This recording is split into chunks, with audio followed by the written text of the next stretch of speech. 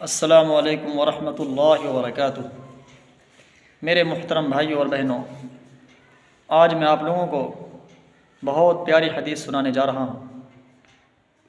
عن عمران بن حسین رضی اللہ عنہما قال قال رسول اللہ صلی اللہ علیہ وسلم من کان له علی رجل حق فمن اخرہ کان له بکل یوم صدقہ۔